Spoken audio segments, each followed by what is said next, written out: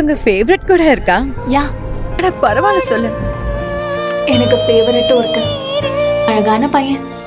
நான் அவன் கல்லறைக்கு போவேன், அவனுக்காக ஃப்ளவர்ஸ் கொண்டு போவேன், அவன் கிட்ட சில நேரம் பேசவும் செய்வேன். இது என் அம்மாவோடது. இதை நீ போட்டுக்கணும்னு நினைக்கிறேன்.